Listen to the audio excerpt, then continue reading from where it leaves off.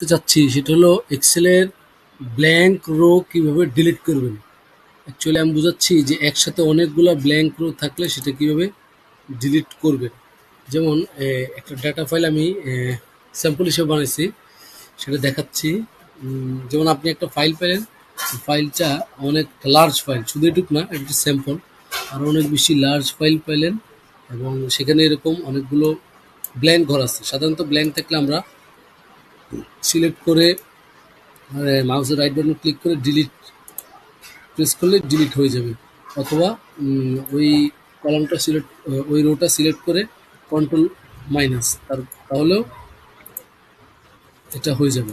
আচ্ছা ঠিক আছে, এখন অনেকগুলো রো আছে, একটা একটা করে ডিলিট করবেন, বা মনে করেন 1000, 2000, 10,000 রো আছে। এখন এইটা ডিলিট করার উপায় হলো, প্রথমে পুরো ডাটা সেটটা আপনি সিলেক্ট করবেন, সিলেক্ট করে F5 প্রেস করবেন। F5 প্রেস করার পরে এই উইন্ডোটা আসবে, তারপর আপনি স্পেশাল ক্লিক করবেন, স্পেশাল ক্লিক করার পরে ব্ল্যাঙ্ক ব্ল্যাঙ্ক সিলেক্ট করবেন, তারপরে ওকে।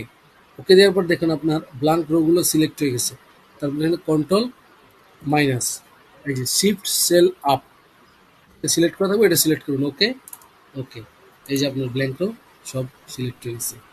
এভাবেই আপনি খুব ইজিভাবে আপনি কোনো এরকম এলোমেলো ডাটা পেলে যেখানে অনেকগুলো ব্ল্যাঙ্ক ইনপুট করা আছে, সেখান থেকে আপনি ইজিলি আপনার ডাটাকে সাজিয়ে নিতে পারবেন।